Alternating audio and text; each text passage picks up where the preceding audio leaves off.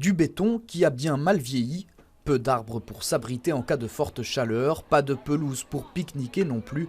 Alors il y a un an, cette école de Laken a sauté sur un appel d'offres lancé par la région pour rénover les cours de récréation. Ce sera comme un parc, donc ça peut être vallonné. Il peut y avoir de l'eau qui coule à un endroit. Effectivement, on va essayer de mettre aussi un petit ruisseau. On peut imaginer un amphithéâtre dans lequel on peut...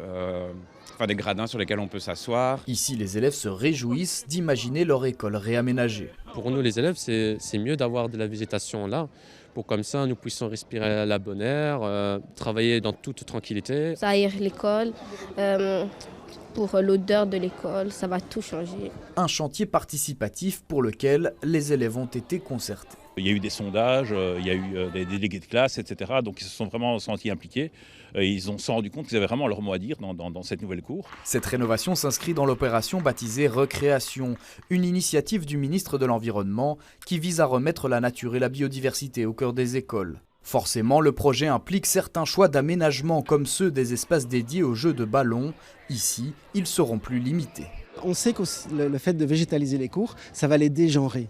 Et donc dans beaucoup de cours, vous avez ce terrain de basket ou ce terrain de foot qui trône au milieu, qui joue dans la plupart des situations, ce sont les garçons. Et les filles se retrouvent reléguées dans les espaces secondaires, moins agréables en général. Le fait de végétaliser, ça nous oblige à réfléchir à cette situation de genre. En tout, ce sont 19 écoles qui participent à l'opération Recréation grâce à un soutien financier de 300 000 € en moyenne par école.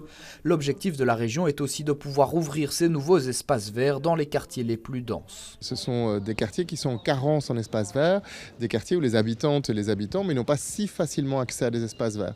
Et les élèves non plus.